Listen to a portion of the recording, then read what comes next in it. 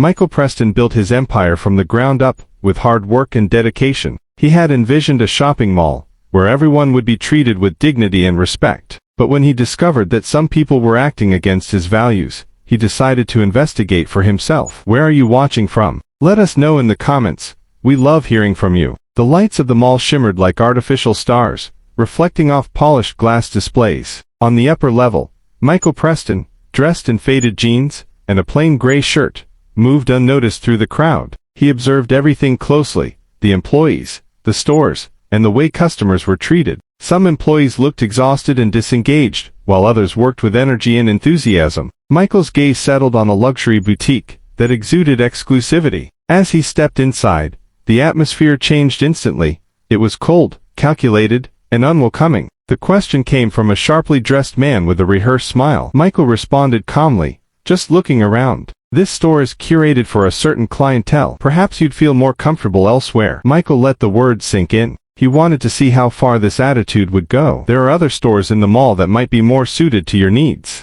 Michael took a deep breath and replied with a measured tone, "Thanks for the suggestion." He turned and walked out, leaving the man's smirk behind him. Ryan's words echoed in Michael's mind. He had been judged and dismissed, as if his very presence was an inconvenience. This wasn't the first time he had witnessed such prejudice, but that didn't make it any less infuriating. The next day, Michael returned, but this time, he wasn't in casual clothes. Now, he was dressed in a tailored suit, accompanied by his directors and legal advisors. As he walked through the mall, employees whispered, trying to guess the reason behind the unexpected visit. Inside the boutique, Ryan stood behind the counter, scrolling through his phone with a bored expression. When he looked up and saw Michael, flanked by an entourage, his posture stiffened. "Good morning, sir. Welcome back. How can I assist you today?" Ryan said, his voice suddenly overly polite. Michael stepped forward. "You don't recognize me, do you?" Ryan hesitated, his eyes darting nervously toward the well-dressed executives. "Should I?" Michael gave a slow nod. "I was here yesterday. You told me I didn't belong, suggested I find a store more suited to my needs." Recognition dawned on Ryan's face, and the color drained from it. "Oh, right. Michael raised a hand to cut him off. "Save it. I didn't come here for excuses. I came here to make changes." The store manager, Mr. Collins, rushed forward, his face filled with anxiety. "Mr. Preston, we had no idea you were coming." "If we had known." Michael's gaze sharpened. "That's the problem, isn't it, Mr. Collins? You shouldn't have to know I'm coming to treat your customers with respect." Collins stammered, trying to recover. I apologize for any misunderstanding. This isn't how we usually treat customers." "I'm sure Ryan didn't mean." Michael raised his voice just slightly, enough to command attention. "Stop. We both know that's not true. I've been hearing complaints about this store for months." Yesterday confirmed everything. The room fell silent. Employees stood frozen, their expressions a mix of fear and curiosity. Nearby customers paused to watch the scene unfold. Michael turned to his directors. "Effective immediately, Ryan is dismissed. As for this store, it will undergo a full audit. If this toxic culture extends beyond him, more changes will be made." Collins swallowed hard. "Of course, Mr. Preston. We'll fully cooperate." Michael stepped closer to the manager, his voice firm but calm. "Good. Let this be a lesson for everyone. Respect is not negotiable in my mall." Michael called for a meeting with all store managers in the mall. The conference room was filled with tension. He let the silence settle before speaking. "Yesterday, I personally experienced what many customers have been complaining about: